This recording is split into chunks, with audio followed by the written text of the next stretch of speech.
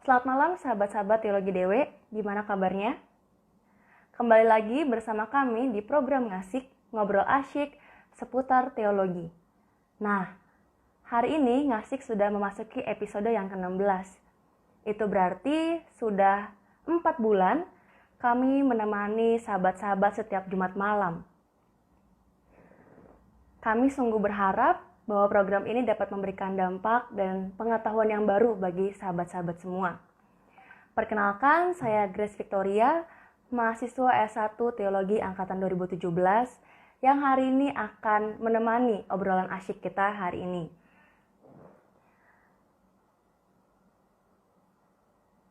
Ngobrol asyik hari ini akan membicarakan topik kenormalan baru dan KDRT, peningkatan kekerasan atau kasih dalam rumah tangga yang akan disampaikan oleh Bu Asnat.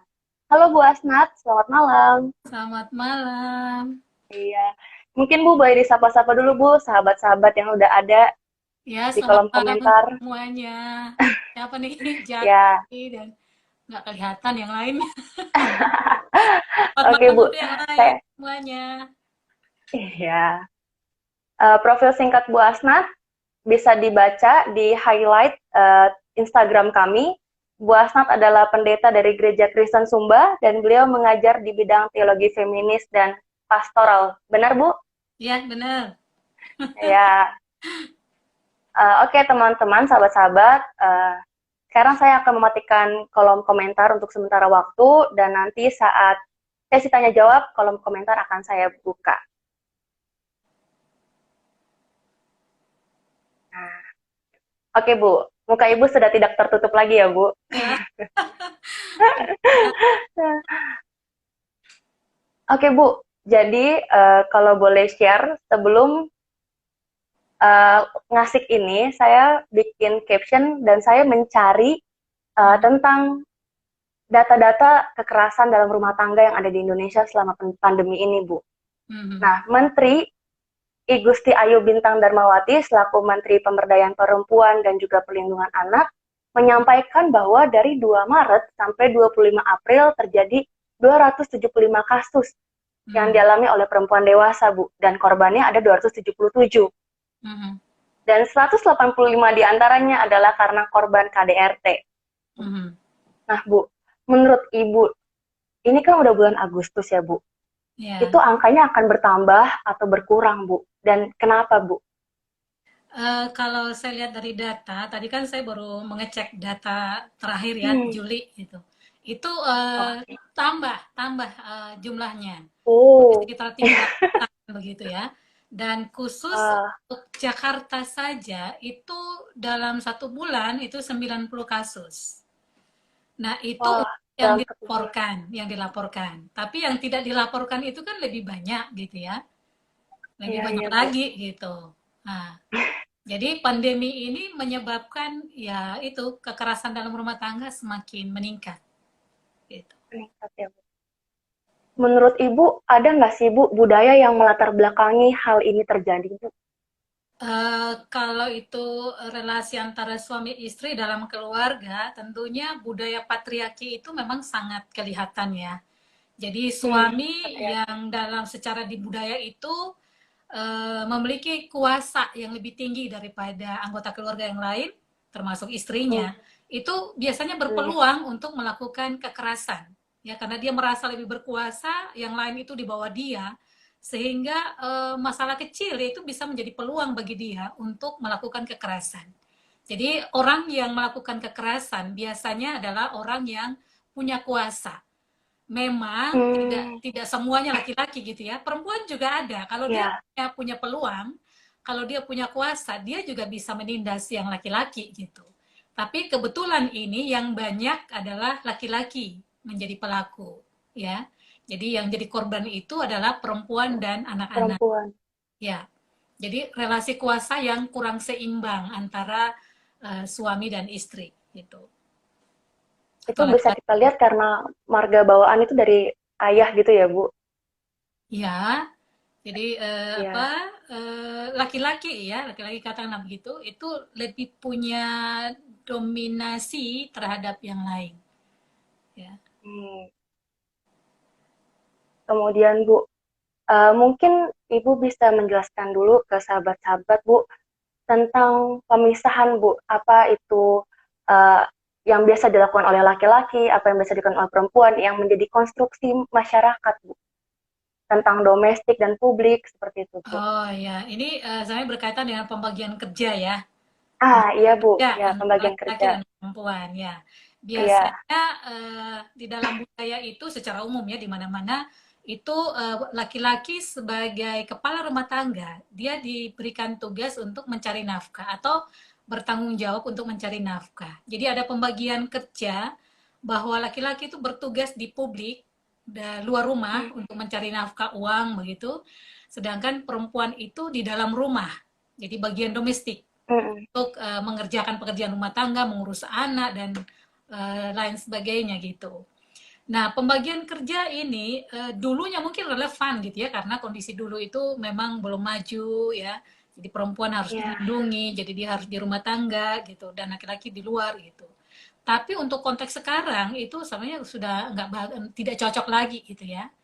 Dan pembagian ya. kerja ini turut mempengaruhi siapa yang berkuasa di keluarga, gitu ya. Jadi kalau pekerjaan di publik itu Oh, biasanya kan digaji, gitu ya, dapat uang. iya. Dan siapa yang dapat uang, yang punya uang, biasanya dia yang punya kuasa. Nah, Dia yang karena lebih berkuasa di rumah ya Bu. iya, jadi karena laki-laki yang dapat uang, dia merasa punya kuasa dan dia yang batu gitu. Sedangkan yang perempuan, dia dapat pekerjaan di keluarga, dan tidak ada gaji Hmm. gitu ya. Lalu itu dia Iya. sebagai apalah itu pekerjaan rumah tangga gitu ya. Jadi disamakan dengan perempuan gitu. Ya. Berarti bisa jadi seolah-olah suami membayar istri untuk bekerja di rumah gitu ya Bu. Ya, kebetulan kalau di Indonesia sih lebih agak enak dikit gitu ya karena gaji suami itu kan semua kayak istri gitu. Kalau di luar negeri Ah, gaji suami dia pegang sendiri kalau di luar negeri. pegang sendiri. Jadi dia sedikit ke istrinya jatah sedikit-sedikit gitu ya. Tapi kalau Indonesia Hmm. lumayan lah gitu ya dikasih semua gitu ke istri gitu. Itu beda. Oke Bu. Berarti sebenarnya tidak masalah ketika seorang istri mengambil peran di publik dan suami mengambil peran di domestik gitu Bu. Sebenarnya nggak masalah kan Bu? Enggak masalah sebenarnya, tapi konstruksi masyarakat kita ini yang masalah gitu ya.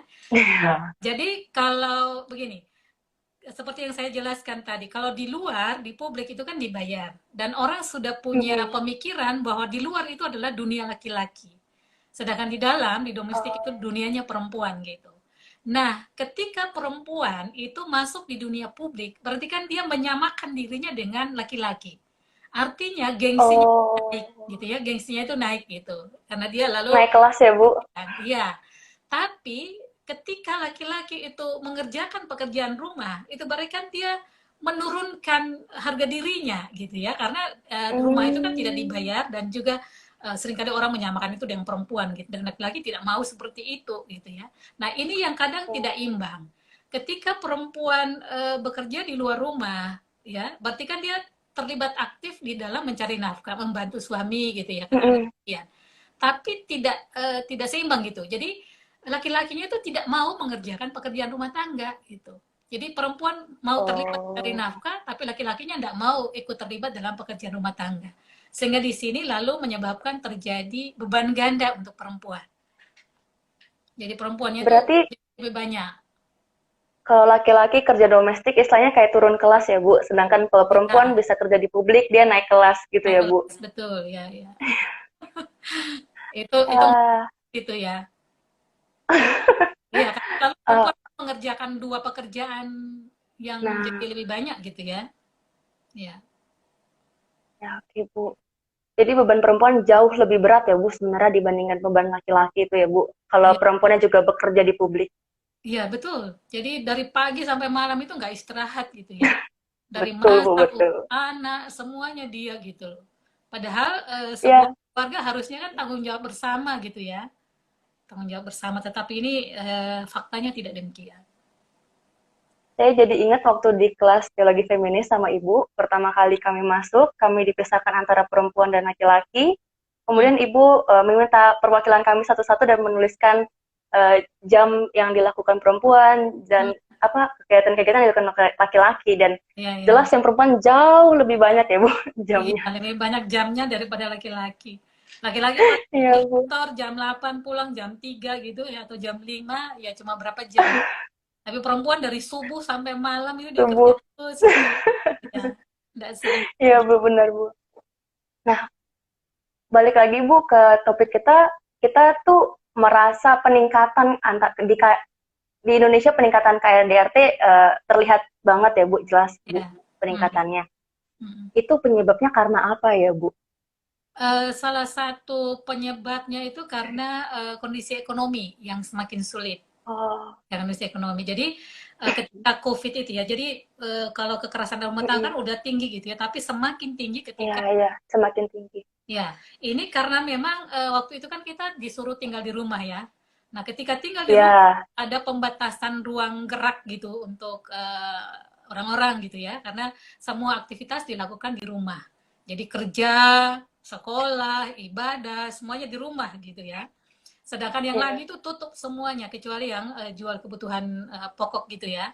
iya. Nah, ini yang Sembako. kemudian karena suruh tinggal di rumah, lalu terjadilah apa ya? Beberapa orang itu mengalami kehilangan pekerjaan. Jadi baik itu pekerjaan Hmm. tetap maupun yang serabutan gitu ya, di PHK gitu. Nah, itu sangat berdampak kepada keluarga, ekonomi keluarga. Nah, tabungan ya lama-lama Hmm. kalau dipakai terus juga lama-lama habis gitu ya, dan tidak ada lagi yang Iya. dibutuhkan gitu karena pekerjaan itu kan hilang gitu ya. Nah, ini yang kemudian menyebabkan stres juga di dalam keluarga. Nah, sementara perempuan atau istri itu harus menyediakan makanan untuk keluarga. Nah, bagaimana menyediakan kalau tidak bisa keluar rumah dan juga tidak ada pemasukan tambahan gitu. Iya. Nah, kalau ini tidak bisa dikontrol, tidak bisa saling memahami satu dengan yang lain, maka mudah sekali timbulnya emosi. Dan tidak jarang itu lalu kemudian berakhir dengan KDRT. Ya. Jadi KDRT Oh. kekerasan itu bisa fisik, psikis, ya, verbal, non verbal gitu. Nah itu banyak sekali terjadi, ya. Dan dalam keluarga itu kan yang paling tinggi kan suami, ya. Jadi suami Iya. mukul istri, gitu ya. Jadi hierarki gitu ya. Suami mukul istri, istri mukul anak, anak mukul kucing, Anak. anjing gitu ya. Jadi begitu terjadi. Mukul mukul nyamuk aja Bu, Iya, anak Bu.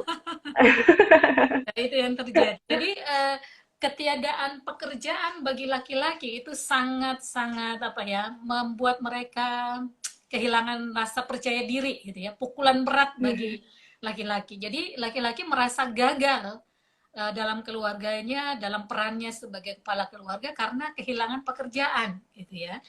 Nah, ini yang menurut saya sih ada pengaruhnya dari doktrin maskulinitas. Jadi masyarakat kita punya Doktrin. doktrin tentang maskulinitas bahwa laki-laki itu tugasnya memang untuk cari nafkah gitu ya. Dia juga dianggap sebagai laki-laki yang baik gitu kalau dia punya penghasilan yang tetap misalnya. Dia harus berkuasa terhadap orang lain, dia dominan, bahkan kadang menindas gitu ya. Dan itu dianggap jantan gitu. Itu doktrin maskulinitas. Jadi ada terjadi hegemoni maskulin ya, disebut seperti itu. Nah, kalau ini gambaran ini tidak terpenuhi, biasanya akan laki-laki itu akan merasa rendah diri, merasa tersingkirkan, antisosial gitu ya.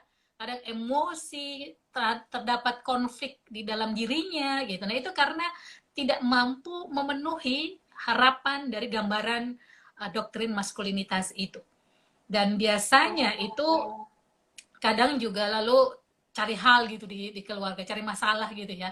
Suka curiga pada istri, cemburu pada istri, kadang lari pada alkohol atau apalah ya Oh. untuk apa sebagai pelarian begitu ya terhadap ketidakpercayaan diri ya, karena kehilangan atau tidak mampu memenuhi harapan itu. Jadi bisa jadi ada tiga hal yang bisa muncul ya ketika laki-laki itu mengalami krisis. Bisa jadi dia melukai dirinya sendiri ya atau merusak dirinya sendiri, tapi Merusak bisa dirinya sendiri. juga dia dirusak oleh orang lain. Jadi masyarakat misalnya atau tetangga mengatakan, ah kamu itu percuma kepala keluarga, tapi nggak punya peran Nggak apa-apa, kerja, nggak ya. kerja gitu, apa Iya. fungsimu gitu. Belum lagi nanti kalau istri mengatakan, wah laki-laki suami apa kerjanya, nggak punya apa. Jadi Iya, benar Bu. semakin merasa dilecehkan. Dan yang ketiga, dia bisa merusak orang lain. Jadi merusak dirinya sendiri, ya, atau orang lain merusak dirinya sendiri, atau sebaliknya dia merusak orang lain, bikin masalah di dalam masyarakat atau di dalam keluarga. Ya, itu Keluarga. yang terjadi. Nah, ini yang disebut dengan krisis maskulinitas. Jadi penghargaan diri yang rendah, yang negatif terhadap laki-laki gitu. Dan kadang menyedihkan gitu ya, karena Ya. tidak ada ruang bagi laki-laki, misalnya konseling, ruang konseling gitu untuk dia bisa bicara, menyampaikan masalahnya gitu ya. Nah itu yang kadang Mm. ikut memperparah situasi itu. Ya. Oh, oke Bu, berarti yang tadi Ibu paparkan adalah ruang gerak dan ekonomi itu bagi mereka yang terpaksa harus bekerja di rumah atau bahkan di PHK gitu Bu. Iya. Lalu apakah mungkin ada yang keluarga ini tetap normal saja, sang ayah tetap pergi ke kantor, ibu tetap di rumah, tapi bisa sajakah timbul KDRT juga Bu? Bisa saja, sangat tergantung kepada orangnya ya, karakter orangnya itu. Hmm, Jadi kalau yang sekarang kan yang saya katakan tadi semakin meningkat karena disuruh tinggal di rumah gitu ya. Tapi sebelum iya, ini kan iya. sudah ada KDRT Sudah sebenarnya. ada. Ya. Dan ini nampak juga kalau yang sebelum COVID itu, kalau suaminya itu suka marah-marah dan pukul gitu ya, itu Hmm, masih bisa diatasi ketika dia pergi ke rumah. Artinya ada jarak antara istri dengan suami, istri yang seringkali mengalami kekerasan gitu ya. Tapi ketika ya. COVID terjadi, nah itu gabung mereka di rumah situ selama 24 jam setiap hari ketemu orang yang sama, stres. Nah itu memicu kekerasan gitu. Jadi ketemu dengan orang yang sama setiap hari, salah sedikit bosan ya itu bisa memicu kekerasan juga di dalam keluarga gitu. Jadi perempuan justru mengalami rasa tidak aman di keluarganya sendiri, gitu. Iya, Karena hidup bersama dengan benar, pelakunya dalam waktu yang benar. lama, gitu. Dan ya 24 jam dikali berapa hari, berapa minggu, berapa Berapa bulan sekarang bulan ya Bu. dari Iya. Maret sampai Aduh. ya. Oke Bu, itu kita bisa ngeliat dari sisi suami dan istri. Bagaimana dengan anak Bu? Apakah anak juga bisa menjadi penyebab timbulnya KDRT Bu? Iya, bisa penyebab kadang juga mereka tidak salah tapi jadi sasaran gitu ya karena Oh ya, pelampiasan pelampiasan. ya stres dan lain sebagainya. Tapi dalam masa COVID ini memang semakin tinggi gitu ya tingkat stres itu karena anak-anak itu kan harus belajar di rumah ya. Ya, Belajar di rumah dan guru itu dan orang tua itu diminta untuk menjadi guru gitu ya bagi anak-anak. Padahal tidak semua orang tua punya kemampuan untuk mengajar.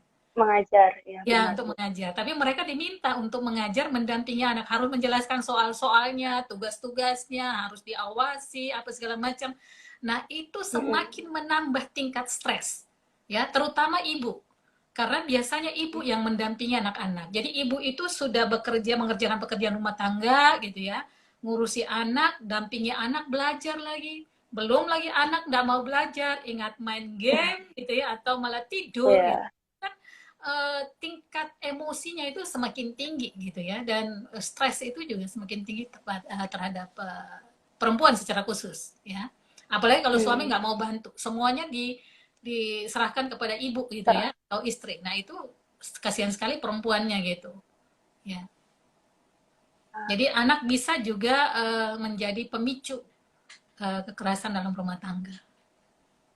Ya, bisa jadi pemicunya, tapi juga bisa jadi sasaran walaupun mereka Ya, tidak melakukan kesalahan apapun ya Bu. ya, jadi salah sedikit itu bikin orang tua jadi emosi karena itu ya lingkungannya kan tertutup gitu.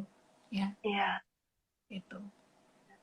Nah, Oke ini Bu. juga semakin tinggi kalau istri juga punya pekerjaan di kantor atau kerja di publik. Ya, Ya, jadi semakin double gitu ya.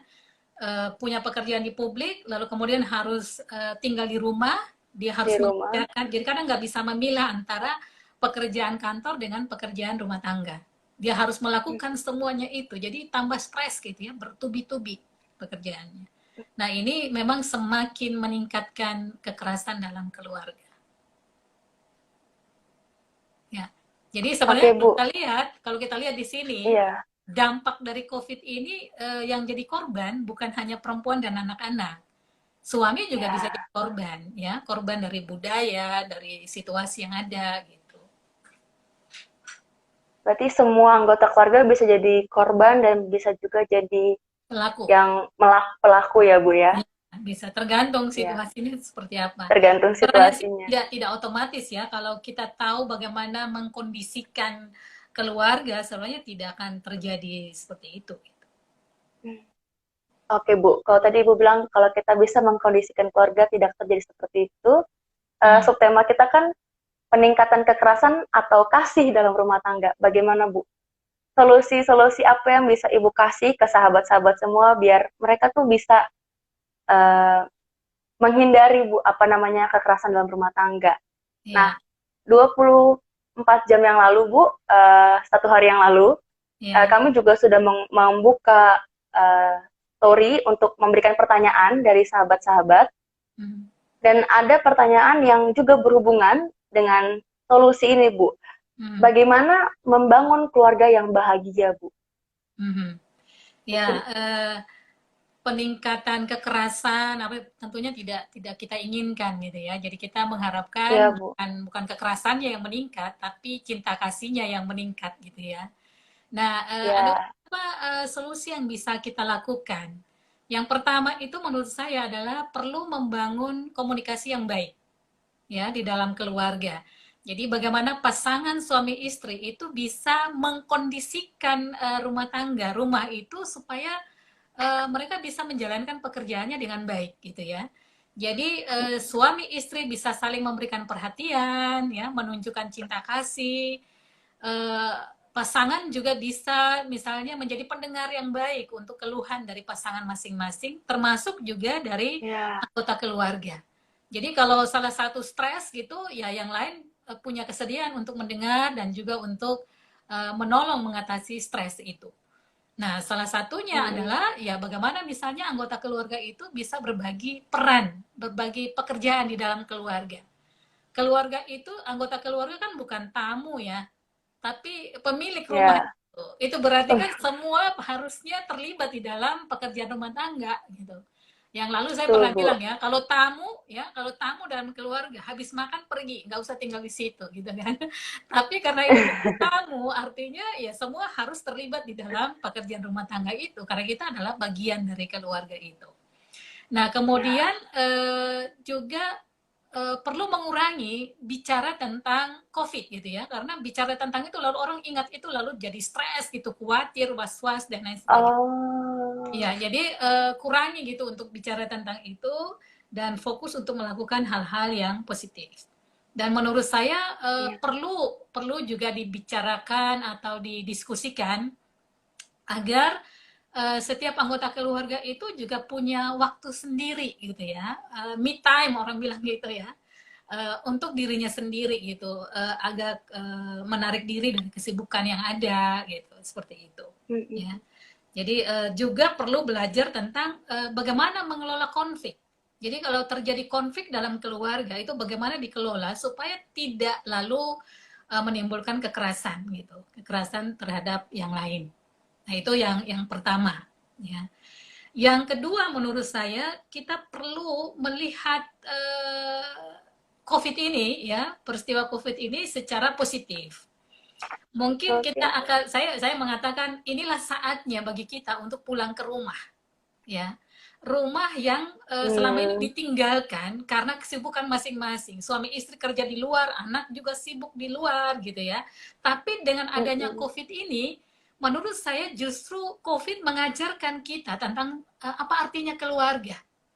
Apa artinya cinta kasih dalam kehidupan kita, dalam keluarga kita. Jadi justru memberikan peluang bagi kita anggota keluarga untuk semakin hangat, ya, harmonis, ramah, akrab, penuh cinta kasih dengan yang lain. Karena ada waktu untuk berkumpul, ada waktu banyak untuk bertemu, berkumpul gitu ya, bercerita satu dengan yang lain, mendekatkan anggota keluarga ya secara emosional antara orang tua dengan anak, suami dengan istri yang mungkin selama ini hilang ya karena kesibukan masing-masing. Jadi menurut saya ini saatnya untuk mendekatkan kembali atau untuk memperhatikan kembali keluarga dan menjadikan rumah sebagai rumah yang aman, tempat yang aman bagi semua penghuninya. Ya, kalau ada yang selama ini rusak atau relasinya rusak selama ini, ya inilah kesempatan bagi kita untuk memperbaiki. Dan suami istri Ya, bisa sama-sama mendampingi anak belajar, bermain. Jadi bukan cuma istri saja, tetapi suami istri ikut mendampingi. Mungkin kita juga perlu bisa mencari aktivitas bersama. Jadi misalnya olahraga bersama, menanam, ya, memasak bersama, ya. main musik bersama, yang selama Ah, ini tidak terpikirkan gitu ya. Nah itu bisa merekatkan kita kembali, bisa menumbuhkan cinta kasih di antara kita. Jadi yang meningkat itu bukan kekerasannya, tetapi cinta kasihnya. cinta Ya, kasihnya. ya ada banyak hal yang bisa kita lakukan untuk meningkatkan cinta kasih. Gitu. Ya, makasih Bu buat tipsnya. Mungkin Mhm. saya juga jadi teringat bagaimana mahasiswa-mahasiswa yang tadinya di luar kota pada akhirnya akan kembali ke rumah mereka masing-masing. Ya. Ya, cepat atau lambat mereka akan kembali. Mhm. Iya. Oke, Bu. Eh, itu peran keluarga. Bagaimana dengan peran gereja? Apakah gereja perlu mengambil bagian untuk mengurangi, Bu, peningkatan kekerasan dalam rumah tangga ini, Bu? Ya, bisa.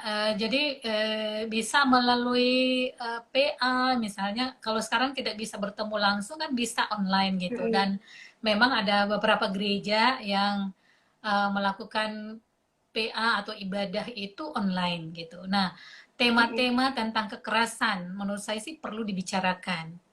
Sehingga warga jemaat itu bisa sadar dan menghindari terjadinya kekerasan dalam keluarga, dan sebaliknya mengupayakan cinta kasih gitu ya, mengajak keluarga seperti itu.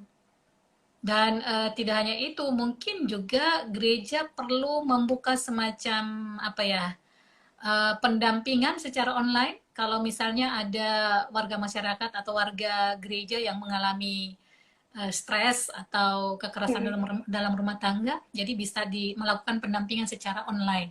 Nah, ini yang memang Mm. masalah selama ini ya, karena COVID ini, lalu bantuan perlindungan terhadap perempuan itu nggak ada, atau anak ya ikut-ikut juga terhambat gitu. Nah, menurut saya sih gereja bisa mengambil peran itu ya. Jadi selain untuk Mm. menghindari, tapi juga mengobati kalau memang itu terjadi, menolong ya para korban ya. Oke, Bu. Mungkin, Bu, ada lagi yang ingin Ibu sampaikan sebelum saya mengaktifkan kolom komentar untuk menerima pertanyaan-pertanyaan dari sahabat Dewe yang Ya, lain. menurut saya yang satu hal yang mau saya tekankan, kalau misalnya di masa COVID ini yang peluang untuk dapat kerja itu adalah perempuan, maka menurut saya laki-laki tidak perlu merasa rendah diri untuk berganti peran. Ya, jadi kalau perempuan yang kerja Ya. di publik sementara laki-lakinya tidak punya pekerjaan, maka menurut saya sih ada baiknya kalau suami itu menggantikan peran ibu selama ini ya. Jadi dia yang nyuci di rumah, masak gitu, dan tidak perlu merasa terhina atau merasa rendah diri kalau harus melakukan itu. Karena banyak Ya. dalam masyarakat udah nggak punya pekerjaan, tapi gaya gitu kan, suaminya gaya berkuasa gitu ya. Nah itu aneh menurut saya. Jadi, tapi Ya. juga ada beberapa contoh yang saya lihat di mana suami justru mengambil peran itu dan tidak malu ya, tidak malu untuk Mm-mm. melakukan Iya, itu. Bu. Dia sadar bahwa istrinya juga sibuk ya. Masalah Ya. masalah anak itu kan urusan bersama juga, mengasuh anak urusan bersama. Yang nggak bisa Ya, itu betul, Bu. melahirkan ya, melahirkan hamil itu memang perempuan. Tapi ketika anak Ya, udah lahir itu kan jadi tanggung jawab bersama, bukan hanya istri. bersama. Iya. Kemudian hal yang penting menurut saya, karena tadi saya katakan itu masalah ekonomi. Nah, Mm-mm. menurut saya sih perlu banting setir gitu ya. Jadi kalau terjadi Oke. PHK atau tidak punya pekerjaan, mungkin cari alternatif yang lain, cari peluang yang lain yang kira-kira lebih menguntungkan, atau punya peluang dapat uang di masa COVID ini ya. Ada banyak pekerjaan Mm-mm. sampingan menurut saya. Misalnya teman-teman ada yang online, jual online gitu, menawarkan makanan, jadi atau ambil barang dari mana lalu dia antarkan gitu. Jadi itu sangat tergantung pada kreativitas kita ya, bagaimana mencari uang melihat peluang gitu. Nah, hal yang lain yang selama ini saya lakukan juga adalah mengajak teman-teman gitu ya melalui Facebook untuk menanam. Menanam Oke. iya, itu kan bisa untuk ya tidak usah beli sayur kan karena tinggal ambil dari Iya, Bu. tanah untuk melihara ikan gitu atau buat makanan untuk dijual. Jadi selain Iya, untuk konsumsi sendiri itu juga bisa untuk menambah pemasukan gitu. Hitung-hitung benar, kan Bu, benar. kalau kita masak sendiri buat kue gitu ya menghindarkan untuk beli atau untuk makan di Iya. restoran gitu ya. Karena ya masa ini kan harus berhemat gitu ya. Nah, itu Benar, beberapa Bu. cara yang bisa kita lakukan untuk ekonomi atau misalnya dengan sistem barter. Saya punya barang apa, saya barter dengan teman gitu. Jadi tidak perlu uang, Hmm, tapi dengan barter itu kan kita bisa menolong sebenarnya sesuai dengan kebutuhan teman-teman gitu atau saudara-saudara gitu. Nah, yang berikut adalah menurut saya sih perlindungan dari pemerintah. Dan memang untuk korban KDRT, pemerintah dalam hal ini PPA, ya PPPA, Lembaga Perlindungan PPPA, Perempuan dan Anak gitu, anak-anak. ya itu sudah membuat atau menyusun protokol untuk perlindungan terhadap perempuan dan anak yang menjadi korban KDRT gitu. Nah, menurut saya ini baik ya dan uh, lebih baik lagi kalau gereja juga punya bisa menginisiatif hal yang seperti itu. Jadi bagaimana menolong para korban gitu sehingga mereka tidak Iya.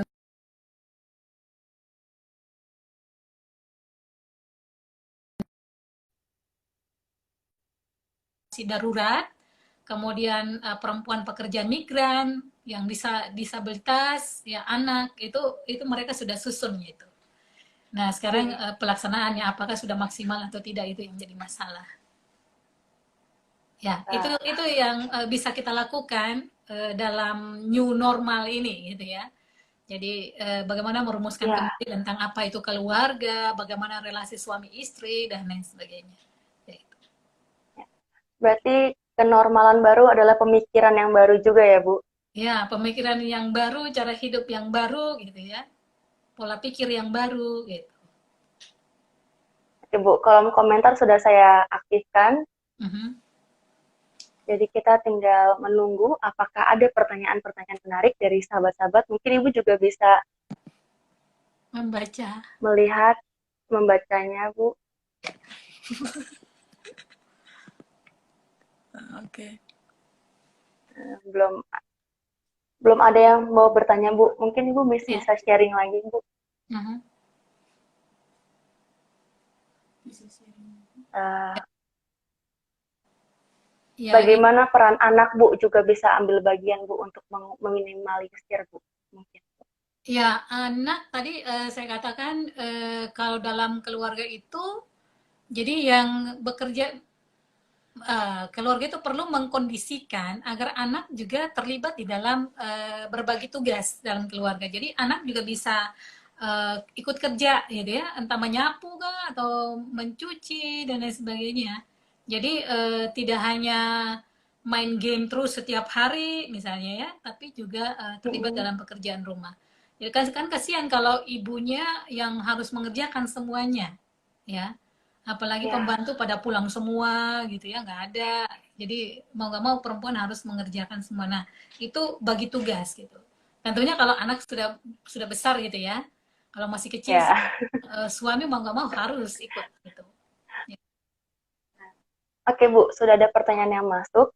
Mhm. Berhubung ini obrolan asyik seputar teologi, mungkin Bu ada dasar Alkitabiah, Kak, dasar Alkitab yang menekankan akan kekerasan dalam keluarga, Bu? Kekerasan dalam keluarga, ya biasanya kita kan menggunakan Efesus 5 misalnya ya. Efesus 5, hai istri tunduklah kepada suamimu, tapi Iya, bukan tunduk dalam arti tunduk bongkoan gitu ya. Jadi apa yang dikatakan suami harus diikuti gitu. Tetapi itu sebenarnya kan berkaitan dengan ayat sesudahnya bahwa suami juga harus mengasihi istri. Itu berarti kan seimbang sebenarnya antara apa ya? Bagaimana saling menolong di dalam keluarga. Jadi tunduk di sini dalam arti menghormati sebenarnya ya, bukan tunduk semuanya gitu ya. Apa yang dikatakan suami mau iya, salah benar itu diikuti tidak. tetapi dalam rangka menghormati dan suami juga mengasihi istri, berarti kan sama sebenarnya tuntutan di situ. Jadi suami istri harus saling menolong di dalam keluarga. Gitu.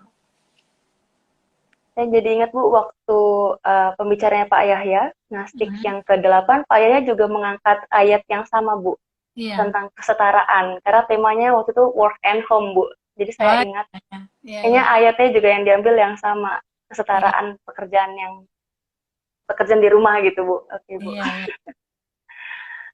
Apakah ada ayat lain Bu yang contoh kekerasan atau bagaimana perlindungan Bu? Kalau contoh kekerasan, ya biasanya kita menggunakan yang kisah Sarah dan Hagar gitu ya. Itu kan salah satu bentuk kekerasan dalam keluarga sebenarnya, bagaimana Hagar itu ditindas oleh Sarah dan ya juga oleh Abraham gitu.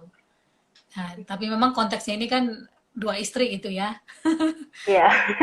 Itu sebenarnya juga berbicara tentang kekerasan di dalam keluarga.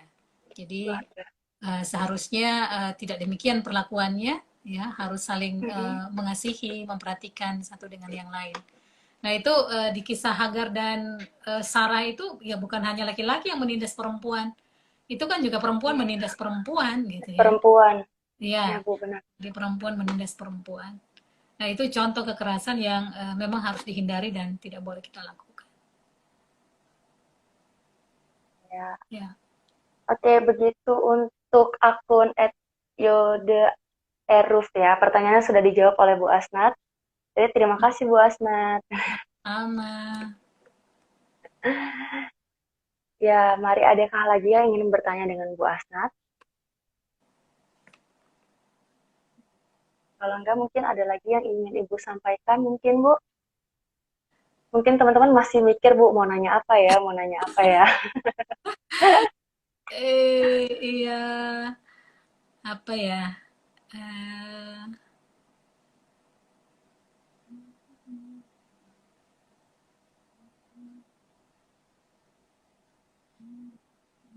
itu tadi, bentar.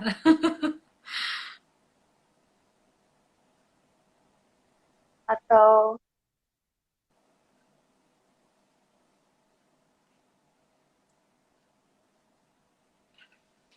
Bu, ini akun Yode Eruf kembali bertanya Bu. Ya, Selain KDRT ada juga Bu kekerasan dalam atau selama WFH Bu.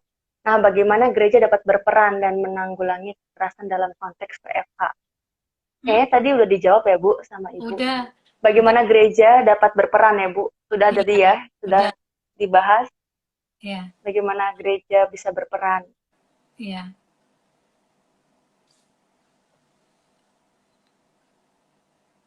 Ya, memang Nah kalau Bu, sekarang sih kalau agak sulit ya, agak ya, sulit kalau harus bertemu langsung gitu.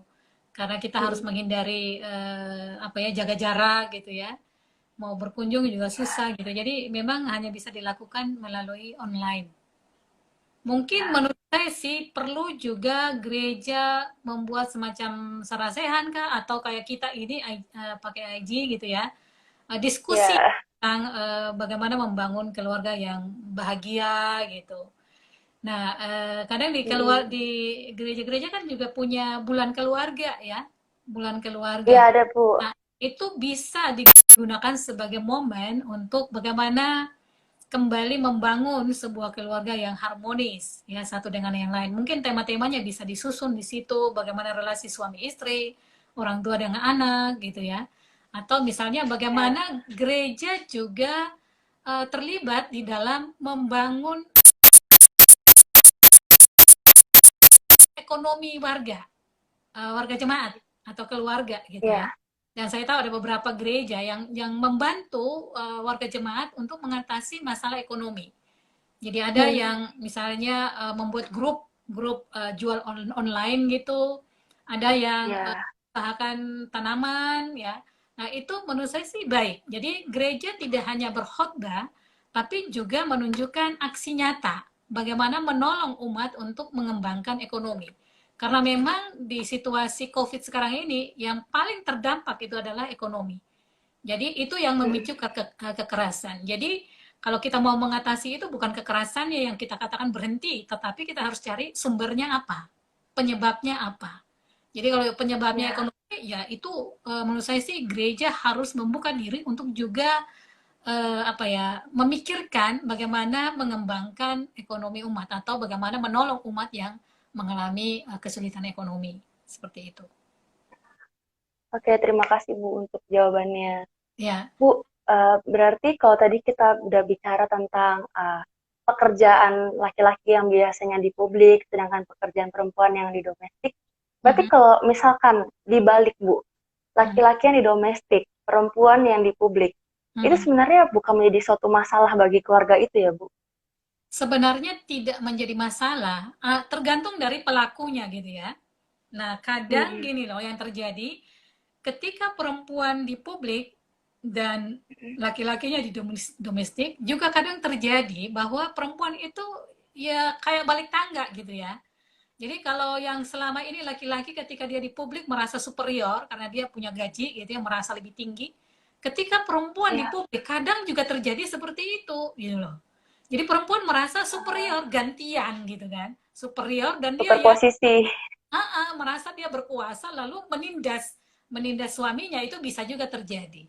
Ya, sehingga lalu Ya, apa ya itu timbullah perceraian ya timbul perceraian karena istri nggak mau memahami kondisi suami merasa punya uang punya kuasa lalu merendahkan suaminya nah itu bisa salah satu pemicu walaupun tidak otomatis begitu ya tidak semua begitu tidak semua keluarga begitu tapi ada yang seperti itu jadi istri ini merendahkan menghina suaminya ya karena dia sendiri udah punya pekerjaan dan merendahkan suaminya ya. yang tidak bisa berfungsi apa-apa gitu nah itu ada yang terjadi seperti itu jadi merasa Mungkin ini superior. juga, ya Bu, ini mungkin berhubungan dengan pertanyaan dari MR_Barclay. Hmm. Bagaimana sih Bu caranya mensosialisasikan tentang kesetaraan itu Bu? Berhubung kita juga tahu di beberapa suku tuh masih memegang tinggi budaya patriarki itu Bu. Nah, itu cara yang bisa kita lakukan adalah melalui penyadaran gitu ya, penyadaran gender kepada Mm-mm. masyarakat gitu. Jadi kita ajak mereka bicara, tapi mungkin sistemnya tidak menggurui ya, karena kalau menggurui mereka lalu akan bertahan gitu. Tapi kelas gitu ya, seperti yang di kelas, kita ajak mereka, kita gali dari mereka. Mereka lah yang akan menemukan, oh ini ternyata ketidakadilan gitu ya. Selama ini kita Ya, berlaku tidak adil. Jadi mereka yang menemukan sendiri itu lebih lebih pas gitu ya. Nah, itu yang bisa kita lakukan karena masih banyak orang yang tidak sadar bahwa itu adalah ketidakadilan, bahwa itu adalah ketidaksetaraan gitu. Nah, itu yang perlu kita kita lakukan gitu ya di dalam masyarakat supaya terjadi keadilan gender gitu. Nah, dalam berarti beberapa kalau memang, uh, maaf Bu, potong Bu, tapi berarti kalau memang dari suatu tempat itu perempuan yang merasa tidak apa-apa, memang sudah kodrat kami seperti ini, memang sudah kami dilahirkan untuk seperti ini, sudah tidak bisa diubah lagi, Bu. bisa karena memang apa orang itu karena sudah lama gitu diajarkan gitu Ya, indoktrinir gitu itu memang seringkali melihat sesuatu yang tidak adil itu sebagai sesuatu yang wajar. Nah, karena memang itu sudah turun-temurun disosialisasikan gitu. Nah, tugas kita adalah bagaimana menyadarkan bahwa ini ada sesuatu yang tidak adil gitu, ya, tidak adil. Nah, memang ya, sulit gitu, apalagi kalau kita bicara tentang budaya, budaya tradisional yang melihat bahwa itu sudah dari dulunya gitu ya, sudah dari dulunya begitu dan tidak boleh diubah. Kadang itu lebih lebih kuat dipegang ya dibandingkan dengan firman Tuhan. Ya, budaya lebih kuat daripada firman Tuhan gitu. Nah, itu susah sekali ya, untuk melakukan penyadaran gitu. Nah, ini menjadi PR bagi kita bagaimana mengajak orang untuk menyadari bahwa ada ketidakadilan yang terjadi ya di dalam masyarakat. ya. Nah, contohnya misalnya ya, perempuan itu disuruh di dalam rumah saja. Jadi tidak boleh di luar rumah gitu. Tapi kita melihat bahwa itu tidak adil gitu ya, tidak adil. Harusnya dia bisa di luar rumah. Tapi ketika orang Oke, selamat malam semuanya. Mohon maaf tadi ada kendala teknis. Oke, Bu Asnat sudah kembali.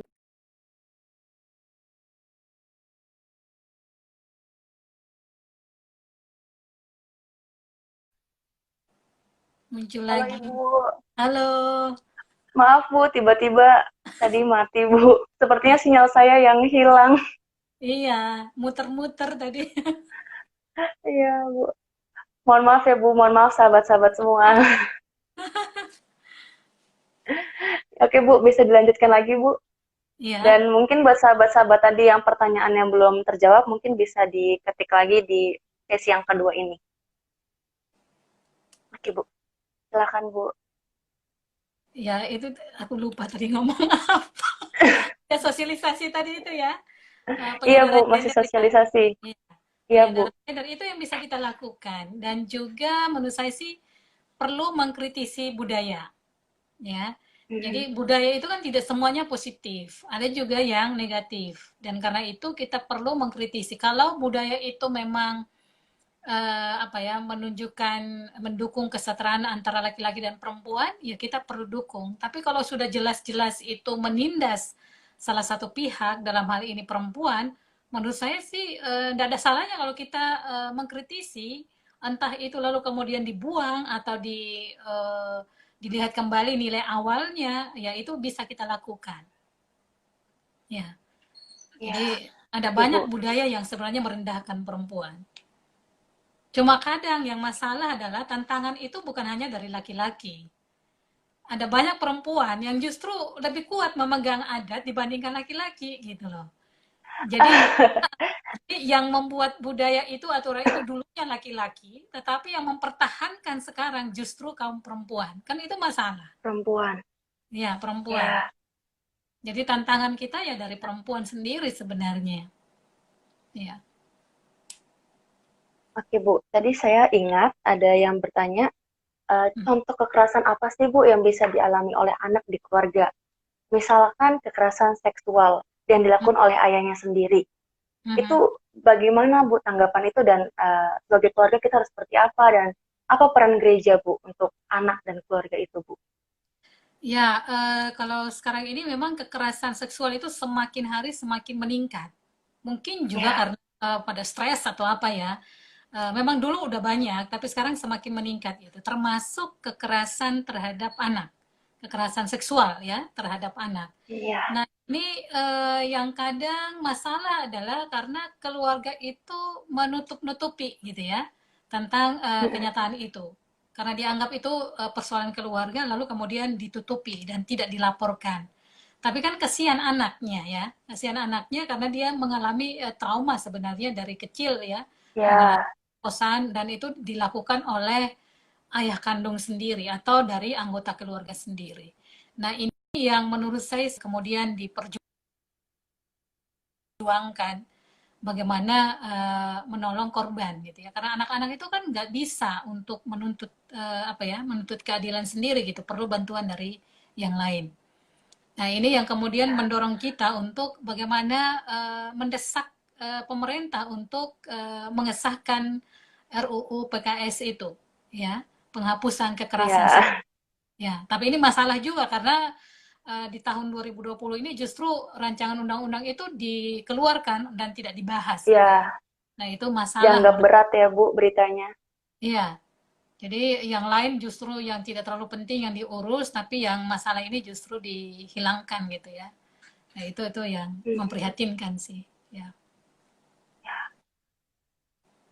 Nah, Jadi itu gereja sebenarnya menurut saya kekerasan. juga ya Iya, Bu. gereja juga menurut saya kurang ya, kurang dalam membahas tentang topik-topik tentang kekerasan seksual.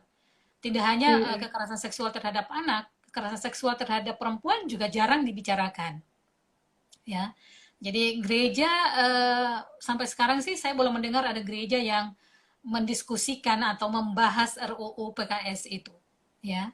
Dan juga gereja masih jarang sekali untuk bicara tentang kekerasan seksual. Mungkin ya mungkin ruang gereja itu terlalu suci ya untuk membahas membicarakan tentang Iya, seksual, atau mimbar itu seksualitas dianggap jadi tabu ya Bu, tabu tabu ya untuk untuk berbicara. disampaikan dari mimbar gitu, sehingga gereja itu lalu seolah-olah menutup mata walaupun faktanya ada banyak terjadi kekerasan seksual bahkan di gereja sendiri ya juga terjadi Mm-mm. kekerasan seksual. Tetapi kadang diabaikan gitu, kadang juga ditutup-tutupi gitu ya.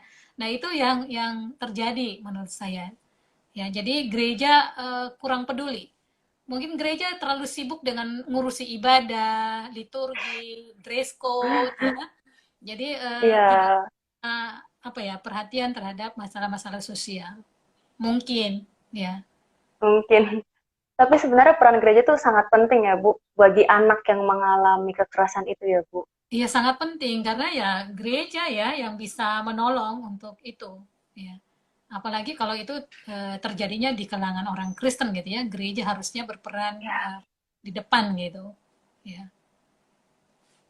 Jadi ingat yang Ibu bilang di sesi satu tadi, data yang Ibu dapat aja itu adalah data yang tercatat. Bagaimana dengan data yang tidak tercatat? Iya, Bisa itu jadi ada banyak banyak, anak, banyak orang yang lebih milih dia. ya. Itu banyak sekali anak-anak yang tidak dilaporkan. Kalaupun Ya. ketahuan, itu disuruh jangan dilaporkan ke polisi gitu ya. Tidak boleh dilaporkan Ya. karena itu sama dengan membongkar aib keluarga sendiri. Jadi orang lebih suka menyelamatkan keluarga Oh, daripada menyelamatkan korban. Nah ini yang masalah menurut saya. Atau kadang ada yang sudah dilaporkan, tetapi disuruh tarik kembali gitu ya.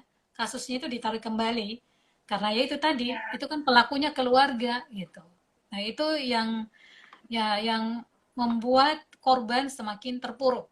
Karena pelakunya kan kepala keluarga yang menjadi Ya. ya penopang keluarga yang mencari nafkah gitu.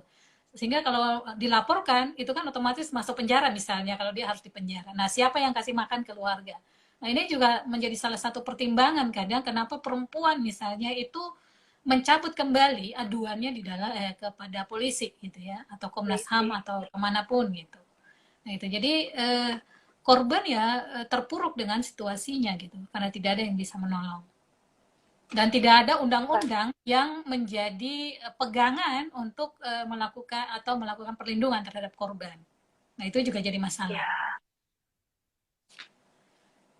Ya, Jadi maka mereka lebih memilih diam ya Bu, dan lebih mempertimbangkan untuk makan daripada hidup terlantar gitu. iya makan nama baik keluarga ya Nama baik daripada keluarga. korban. Ya, Ya, oke. Pertanyaan selanjutnya Bu, hmm. bagaimana kita bisa mengatasi menjadikan keluarga tuh harmonis ketika sang ibu sibuk, sang ayah sibuk, baik sibuk di pekerjaan kantor ataupun sibuk di pelayanan. Adakah cara yang bisa mengakrabkan keluarga yang sibuk begitu Bu dengan urusannya masing-masing? Ya, menurut saya sih tergantung dari keluarga masing-masing ya. Bagaimana mereka mendiskusikan kapan mereka harus bertemu, misalnya ya. Mm-mm. Misalnya ada aturan dalam satu keluarga, bagaimanapun sibuknya, tapi makan harus bersama-sama, misalnya. Jadi harus Ya, ada waktu untuk makan bersama, karena meja itu meja makan tempat untuk mereka bisa sharing satu dengan yang lain, cerita apa yang mereka alami. Itu bisa bisa dilakukan. Jadi sangat tergantung pada keluarga masing-masing apa yang mereka mau pilih gitu. Nah, bisa juga karena ini era teknologi ya, bisa juga menggunakan media online gitu untuk bertemu. Jadi walaupun nggak hmm, ketemu langsung gitu, tapi satu di kantor, satu di kuliah di Surabaya atau di mana, tetapi mereka punya waktu untuk ketemu. Mungkin pakai Zoom atau apa ya yang bisa mempertemukan WhatsApp call. call atau apa gitu. Itu bisa ya digunakan untuk tetap memelihara komunikasi antara satu dengan yang lain. Komunikasi kan tidak harus bertemu gitu ya, tidak harus ketemu secara fisik gitu, tapi bisa melalui media yang kita gunakan. Ya kayak kita sekarang kan, kita bisa Iya, cakap, sharing, komunikasi dengan memanfaatkan teknologi yang ada. Gitu. oke, mungkin itu sudah terjawab pertanyaannya. Ya. Mhm. Ya, Bu, tadi juga kita membahas kan Bu di awal tentang apa sih penyebab terjadinya peningkatan KDRT Bu? Peningkatan. Apakah setiap peningkatan kekerasan dalam rumah tangga yang Mhm. ekonomi, ruang gerak yang terbatas, juga mungkin karena anak gitu. Apakah Mhm. dalam satu permasalahan itu bisa muncul ketiganya atau satu keluarga hanya bisa satu masalah atau bagaimana Bu bisa terjadi sehingga timbullah KDRT itu? KDRT macam-macam penyebabnya ya. Jadi salah satunya ekonomi, tapi kadang berkaitan satu dengan yang lain. Misalnya dari masalah ekonomi, tidak punya pekerjaan, lalu karena ketidakpuasan itu orang lalu misalnya laki-laki jadi selingkuh atau perempuan jadi selingkuh gitu ya. Nah, tadi ada satu ibu yang menceritakan di tempat dia di Sumatera itu ada beberapa suami yang meninggalkan istrinya karena masalah ekonomi. Jadi dia tidak mampu membiayai keluarganya, lalu dia mencari perempuan yang lebih mapan, ya, yang lebih mapan. Nah, jadi dia tinggalkan istrinya, lalu kawin dengan perempuan lain. Nah, itu kayak jadi fenomena di sana gitu ya. Nah, ini juga selingkuh itu juga bagian dari kekerasan gitu ya. Ada kekerasan ekonomi, ya kemudian selingkuh itu nanti belum lagi fisik gitu ya, psikis gitu. Karena semuanya pasti dimulai dengan kekerasan secara verbal gitu ya. Itu yang terjadi. Jadi pemicunya bisa macam-macam, termasuk juga dengan temperamen dari pasangan itu. Siapa yang temperamental gitu ya, emosinya tidak bisa dikontrol, suka marah-marah, main tangan gitu. Nah itu gampang sekali terjadi kekerasan. Atau mungkin nggak Bu itu dari orang tua mereka yang menerapkan hal itu kemudian jadi Uh, habit yang terus menerus untuk melakukan hal itu mungkin juga Bu. Bisa, itu pengaruh keluarga ya, di dalam keluarga di mana mereka tumbuh dulunya. Jadi kalau keluarga itu memang terbiasa melakukan kekerasan, maka anak akan mengimitasi, ya, mengimitasi mimesis gitu ya, mengimitasi apa yang dilakukan oleh orang tua. Jadi anak itu kan merekam begitu saja, mengambil begitu saja karena dia percaya dengan orang dewasa. Jadi seringkali anak-anak itu melihat apa yang dilakukan oleh orang dewasa itu sesuatu yang benar. Termasuk yang salah pun ya, Ya, itu diambil saja ya, termasuk kekerasan gitu. Nah, ini yang kemudian melahirkan lingkaran kekerasan. Anak ketika dia dewasa dia akan melakukan hal yang sama. Memang sih dari pengalaman gitu ya, ada dua hal yang bisa terjadi ketika orang menyaksikan kekerasan. Satu pihak, dia akan menjadi seperti domba yang lembut gitu ya. Dia tidak akan melakukan kekerasan karena dia pernah merasakan bagaimana sakitnya diperlakukan dengan kekerasan. Itu ya. dampaknya. Tapi dampak yang lain itu dia bisa jadi serigala yang lebih kejam. Ya, artinya dia akan melakukan kekerasan bahkan lebih kejam daripada orang tuanya. Ya, karena itu menjadi bagian dari pelampiasan balas dendam. Jadi dia melakukannya kepada anaknya jauh lebih keras daripada apa yang dia pernah alami dulu. Nah, ini lalu kemudian kita melihat perlunya untuk menghentikan kekerasan, ya. Karena kalau itu Ya, dipraktekkan, itu akan menjadi semacam lingkaran kekerasan yang sulit dihentikan. Jadi kekerasan itu dianggap hal biasa gitu ya untuk menyelesaikan sebuah masalah. Nah, ini yang tidak tidak tepat menurut saya.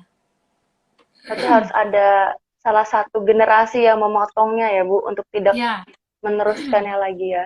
ya, betul. Jadi, dan ini juga tugas kita semua, tugas gereja untuk terus-menerus memberikan penyadaran untuk menghentikan kekerasan. Gitu. Ya, bukan hanya kekerasannya saja, tetapi juga penyebabnya. Ya, penyebabnya apa itu juga harus dilihat. Gitu. Ya, baik Bu, terima kasih Bu. Sepertinya Ya, teman-teman sudah tidak ada yang bertanya lagi. Ada lagi yang ingin ya, Ibu sampaikan?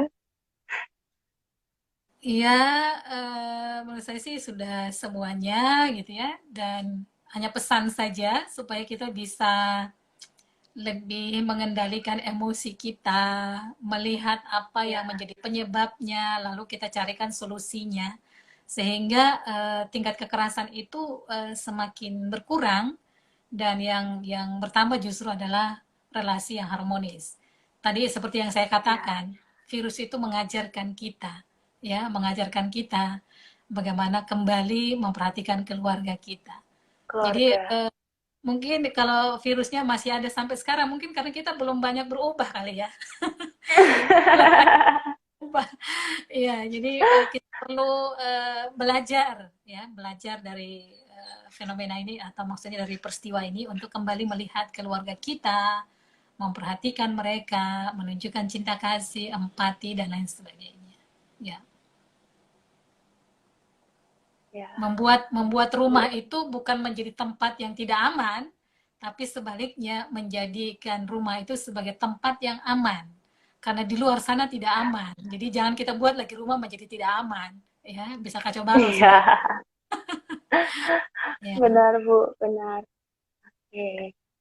ya. Terima kasih Bu untuk malam hari ini sharingnya. Terima kasih untuk sahabat-sahabat yang sudah Ah, boleh menyaksikan program ngobrol asyik kita. Ya, pengumuman Bu, saya akan menyampaikan pengumuman ya. bahwa uh, Ngasik ini juga akan disiarkan ulang di Facebook dan YouTube, juga di Petra 105,7 FM. Setiap hari Jumat jam 7 malam. Jadi ini tayangnya minggu depan di Petra FM jam 7 malam.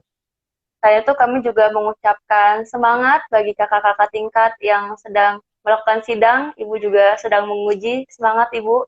Ya, sama-sama. Semoga semua dapat berjalan dengan lancar.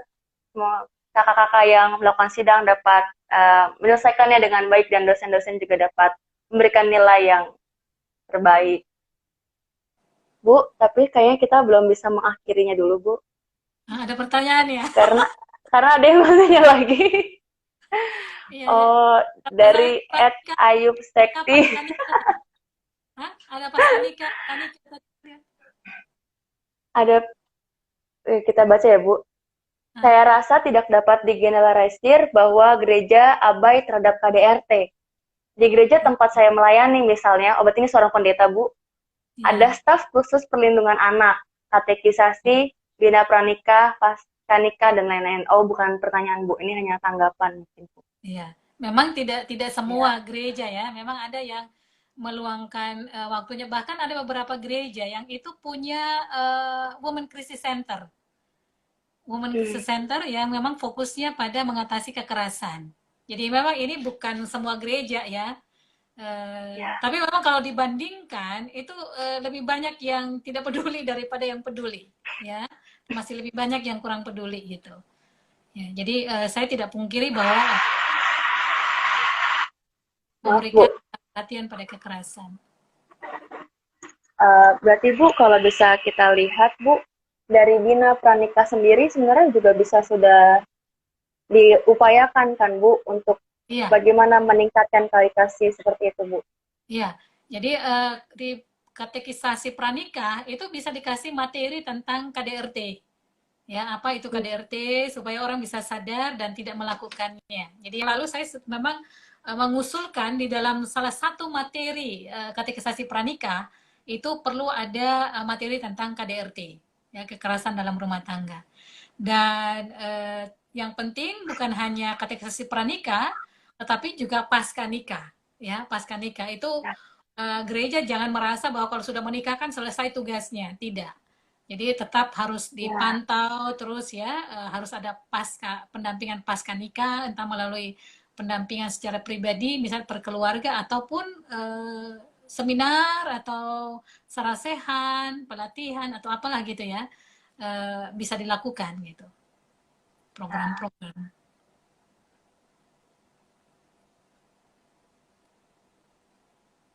Masih ada? masih ada Bu, ternyata Bu. Kita udah hampir ditutup, tahu-tahu ada yang mau bertanya lagi. Nggak apa-apa ya Bu. Boleh. Ada yang bertanya, bagaimana menurut Ibu jika korban KDRT yang tidak dapat memutus siklus kekerasannya oleh karena adanya keyakinan sosial seperti adat mas kawin dan keyakinan agama seperti ayat Alkitab yang menjadi pegangan sebagai keluarga Kristen. Hmm.